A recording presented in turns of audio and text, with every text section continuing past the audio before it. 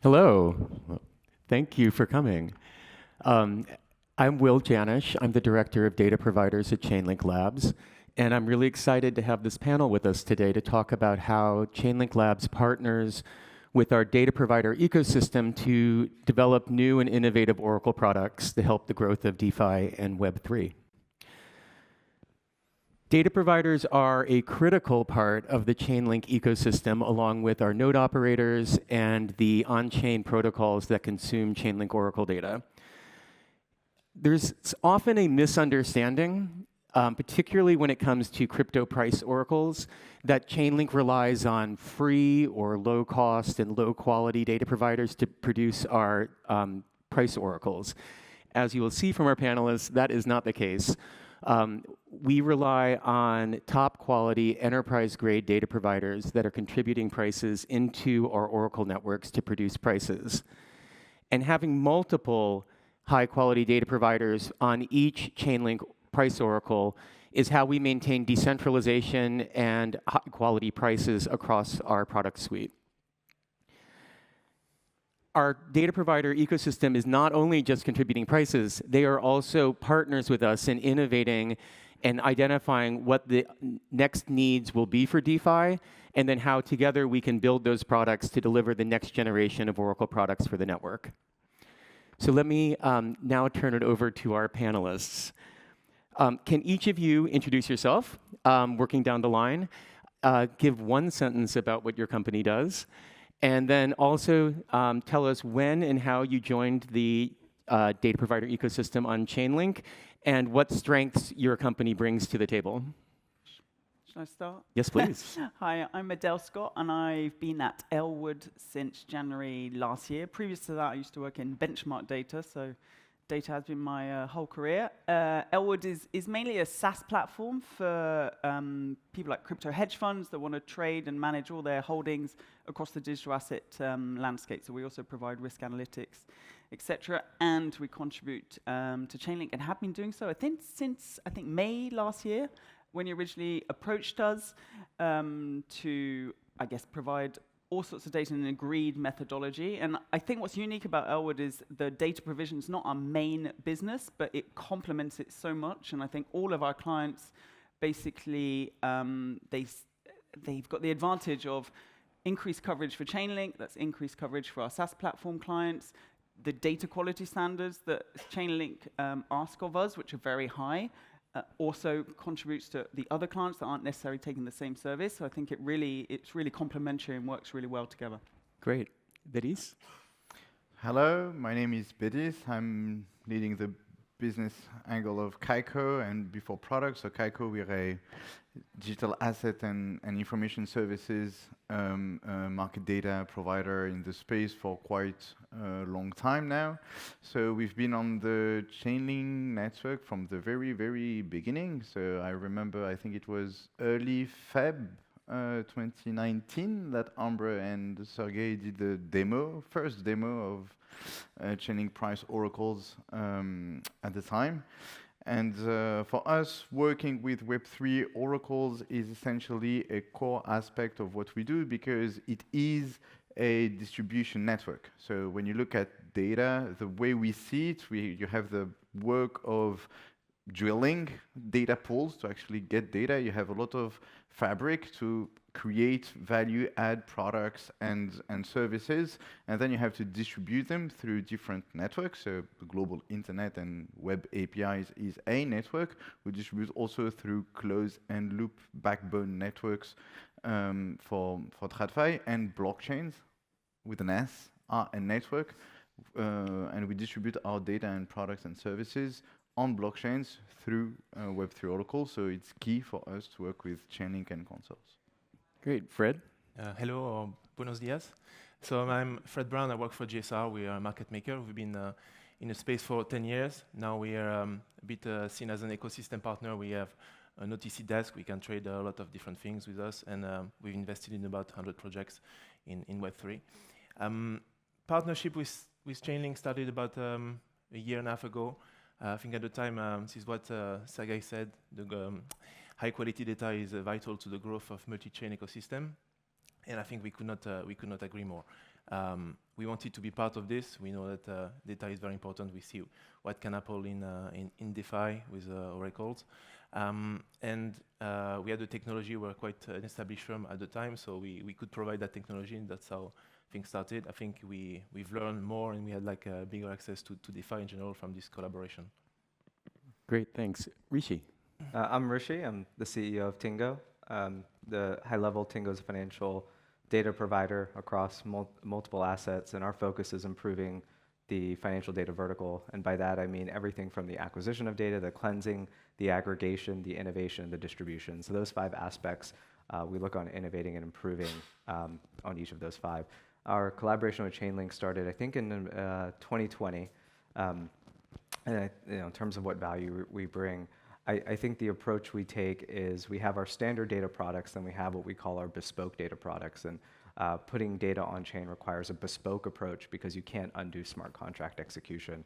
And what we bring in with that bespoke is every single one of those 5 aspects are heavily drilled into, explored, and redundant to ensure the data maintains accurate to what they're supposed to reflect, and also the data is constantly ticking. Great, thank you.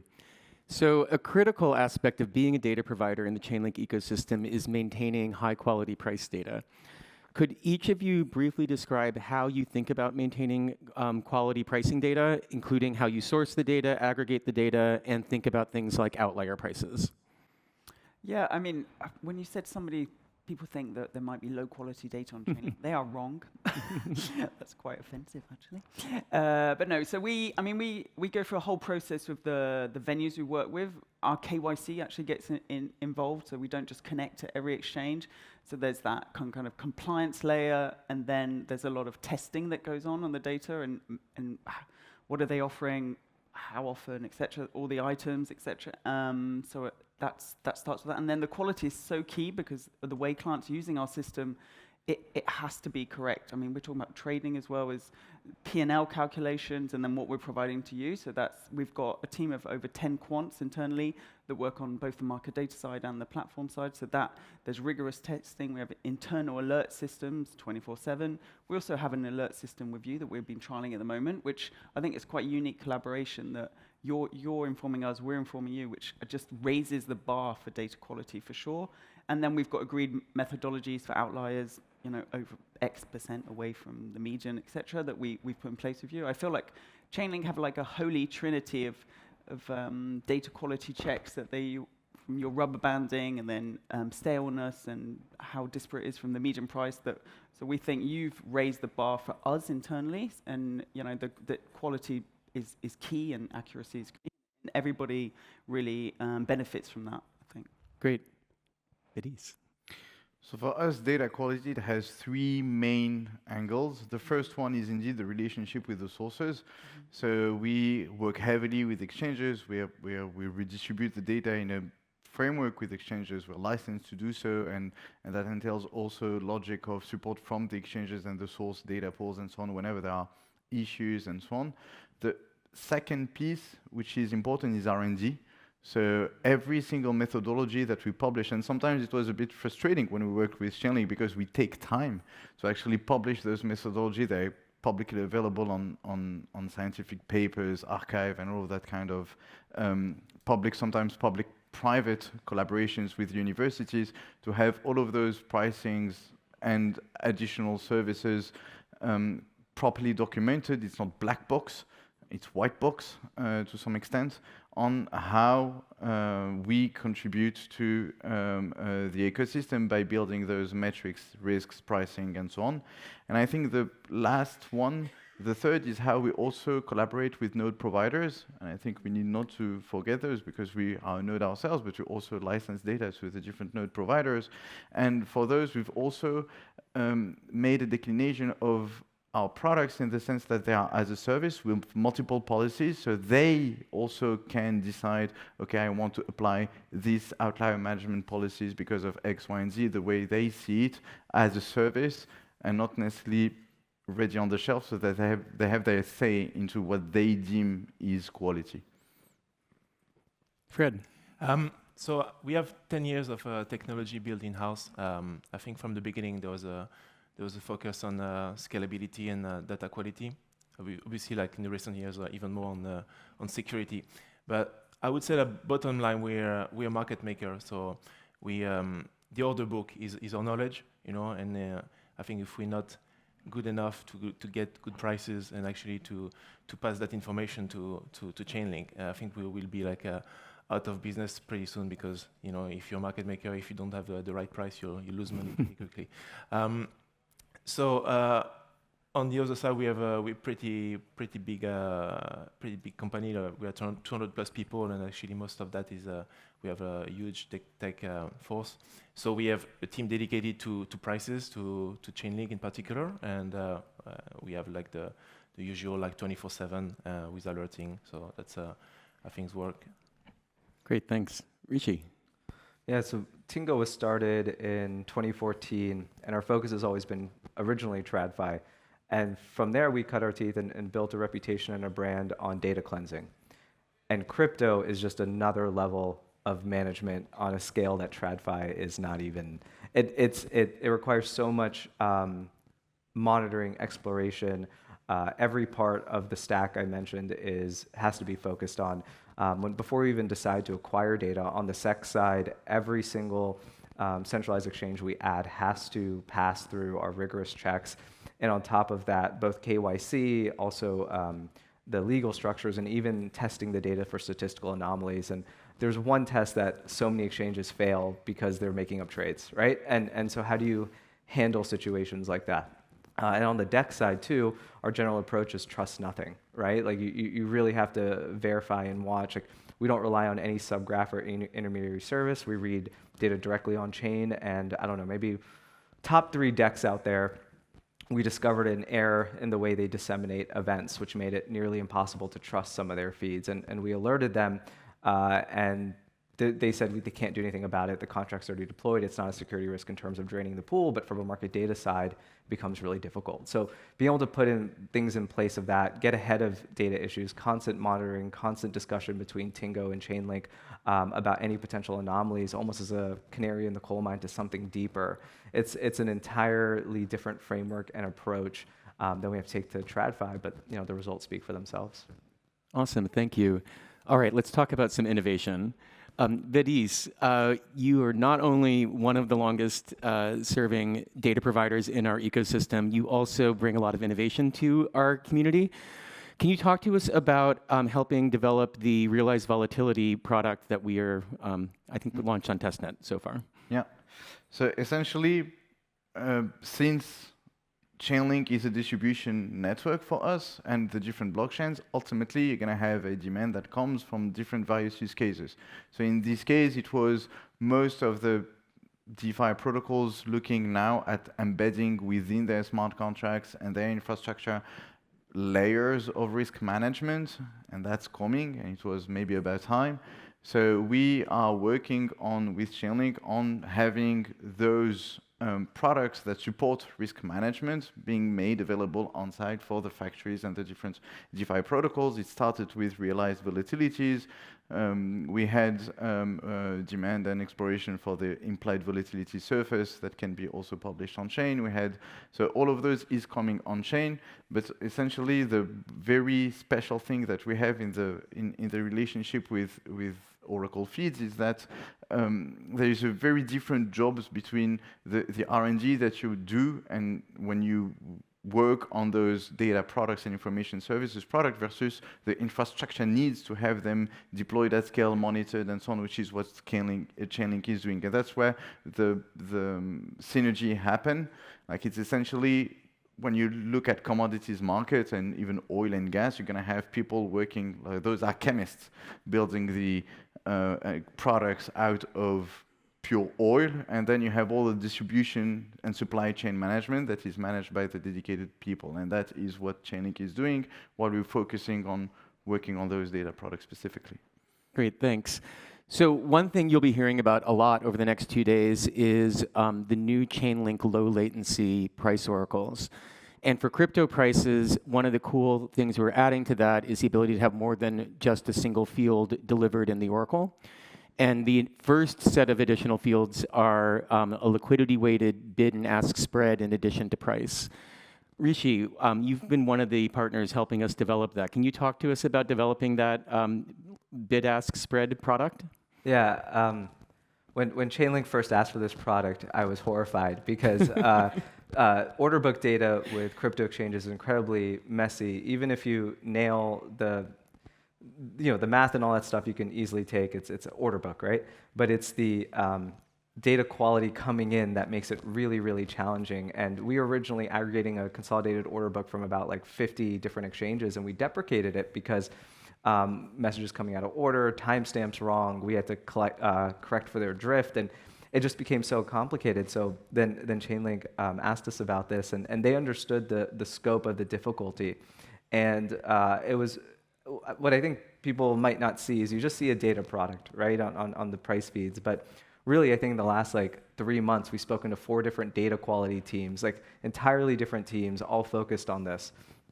So the partnership with Chainlink is something special, right? So they sent us over the proposed math, and I think something maybe underappreciated is financial innovation in TradFi. There's only so much you can do, right? Futures have been around a long time, and that's a lot of time to see what can go wrong, even though oil went negative, and that was kind of new and interesting. For the most part, we know the bounds of absurdity with TradFi. With crypto, we don't know the bounds, right? Like this is all being created for the first time.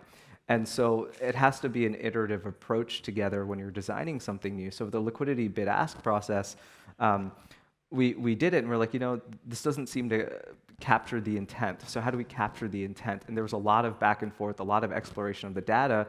Then on top of that, because this product is new, you really want to make sure you capture certain events that could be warnings or things that could be outliers. And one great example is, I think both Chainlink and our alerting noticed something was a little off with the low latency prices when we were testing. Not enough to cause any issues on chain, none of that, but enough that like our monitoring was like, this looks strange. And it was coming from an exchange that parent company is extremely reputable, right? Or at least seen as reputable in this space.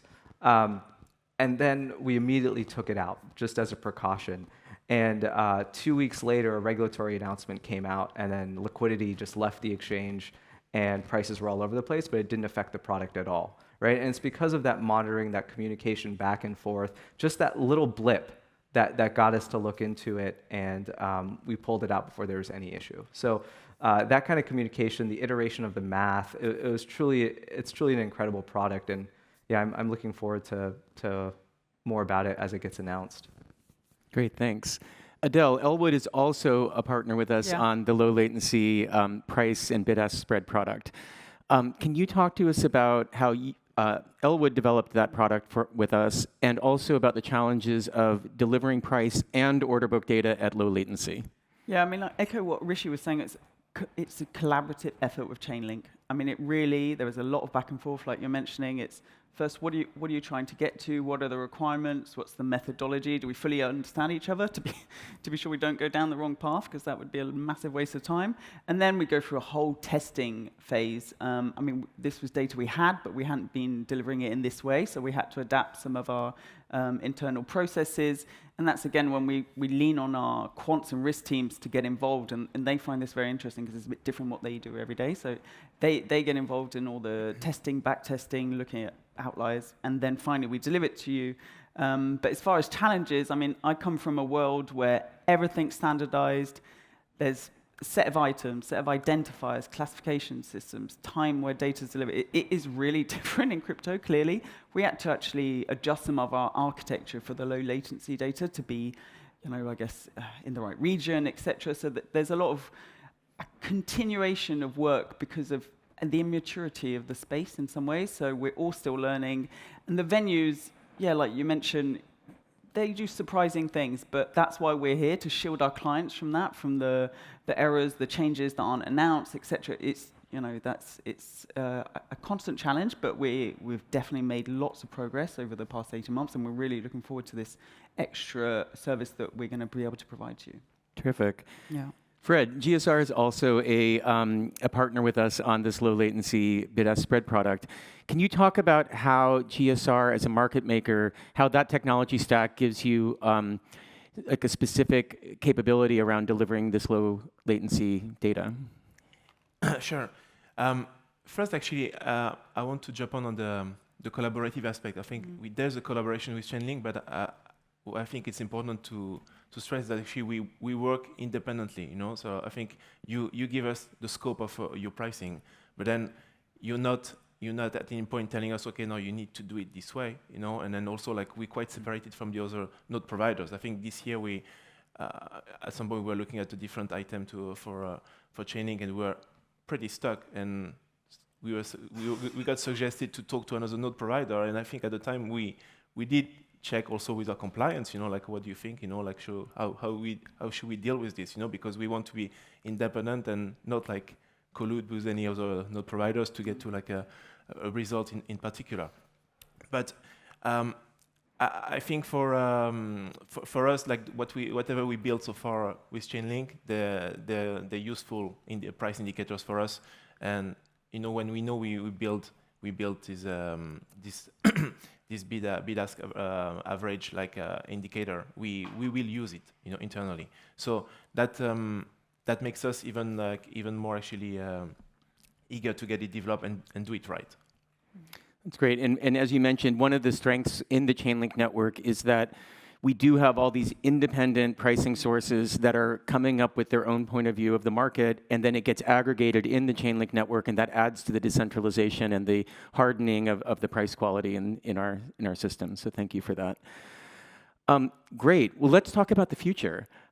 What emerging trends do you see coming in DeFi, and what types of new data products do you think those will demand? Why don't we just work down the list? Adele, why don't you start? I don't like making predictions, but I think when Bidis was mentioning, I guess, risk management and more sophisticated data, it's all going to be about the use case, clearly. What calculated items, according to which methodology. I wonder if there'll be more standardization like there is in TradFi data. Will they potentially people want to be able to, okay, we know this item means this, or these classification systems, etc. That'll be interesting, but I think it will be more sophisticated, more accurate, more timely. Just the bar's just going to be raised constantly, and there'll be things that we just don't know yet that people will need going forward. And that's going to depend on how the market moves, I think. Yeah. Great, and we rely on our partners to, we obviously hear a lot from DeFi and what the next needs are, but you guys do too because of the businesses you're in. So part of that back and forth with all of you is about, identifying what those emerging trends are. Bidis, what are you hearing about and what are you thinking? On our end, we started with crypto. We're also very involved in everything that happens in tokenizing traditional capital markets, assets, and so on. And everybody has heard about real-world assets, and we're busy on that front as well, even if today the market is not there yet and it's not ready. But one key paradigm that will be important to keep in mind when building Oracle solution for that is that the complete dislocation of market is something that is crypto-specific. You don't have such dislocation in traditional capital markets and multiple price sources and so on. If you look at the Tesla stock trades on one given venue. And the concentration of data doesn't mean that you don't need an Oracle. It means that there is a different job to be done in terms of what are the data that we need. And yes, capital markets are a lot more hungry of very accurate and specific data as compared to crypto today, versus the problem of joining multiple feeds to get an accurate feed. So the complexity will translate into another realm, which is less about fragmentation, but more about standardization and about what data to use for what according to transformation of business and workflow processes in that realm. Cool. Fred? I think we'll see more DeFi protocols grabbing market share of the centralized exchange. I mean, volumes in September, for instance, were like pretty dead in general. But what's interesting is that you see like Uniswap like number 6. You have like another. I think you have Maverick also in the top 10, and the volume trading on Uniswap is pretty close to actually the next centralized exchange, and that's pretty interesting. I think I won't be surprised if Uniswap, for instance, will be like in the top 5 like next year. Next year, just not to talk too much about price, but I think it will be quite interesting. I mean, if this BlackRock ETF thing realizes, and also like if the Bitcoin halving has some big impact, we can see a lot of things happening. What will happen with we'll have more inflow in crypto, but what will the old crypto holders do? Like probably trade more in DeFi. Then I think regulation will also play like a big role again, and the fact that we have good quality from Chainlink, that will be crucial, and I think that the adoption and the regulators will appreciate we have a company like you for the Oracle. Great. Rishi. Like Adele, I don't like making predictions, so take all of this as just amusings. Given my background, I guess, was originally derivatives, I can't help but feel like the derivatives market only has room to expand. We look at even options activity, it's really concentrated on the major ones. And I kind of wonder if the way it'll happen is kind of backwards from how it happened in TradFi, right? Where you distribute the product and a market forms. Kind of wonder if you put the data out there, like, realized volatility, if prediction markets come around that and you've essentially backed into a derivative, right? So I think I'm curious to see how the product development happens in a modern decentralized world of derivatives, how if the actual payout, you put out realized volatility, what if a variance swap gets backed into it, right? Rather than the other way around. So I'm kind of excited to see how the derivatives develop. Cool. So, Betis, you started talking about real-world assets, and Rishi, Tingo obviously not only is a crypto data provider, but is also a traditional capital markets data provider as well. So, for the two of you, how do you think about the specific challenges around real-world asset data and DeFi protocols and oracles? I'll actually tap into my previous life as when I was working at a very traditional market infrastructure exchange and so on. So the scale of it is about changing the back office and changing the infrastructure layer of market infrastructure, which will come commoditized to blockchains. So that being said, that means a lot of workflows need to be adjusted, and there is a very high cliff in costs in doing so. So the first question is, where is the business case? What players, what asset class, for what purpose, and what real short mid-term advantage? The second thing is that it's not going to go into trading and so on. It's going to go into life cycle. Currently, you have systems worldwide. You worked with DTCC, with Euroclear, and so on. That's where life cycle of financial assets happen today in a very old infrastructure, and that is meant to be modernized. So it's not necessarily going to be on the secondary markets, but more on the primary market, insurance, and all of that life cycle angle to start with. Interesting. Rishi, what are your thoughts? Yes, I mean, Tingo since 2014 has been on the forefront of trying to open up some of this data, right? Like in the equity space. And it's really, really challenging from a compliance and legal standpoint. I think that's the hurdle. I think it's going to take a collaborative effort among people to speak to regulators, to demand regulators open up this data. That really, in equities, futures, commodity space, that's fixed income. That's really become the challenge. In 2016, Tingo was the first company to plug into an exchange and give the data for free. And we can only do that because the exchange's licensing allowed it. And so far, they've been the only equity exchange to allow it. So I think the biggest challenge is a regulatory and compliance challenge. And that's really a job for everyone to participate in and sort of demand different regulations. Awesome, thanks. Well, that is all the time we have for the panel. Please join me in thanking our panelists for contributing to the Chainlink network and also contributing to SmartCon here on the stage today. Thank you, Will. Thank you.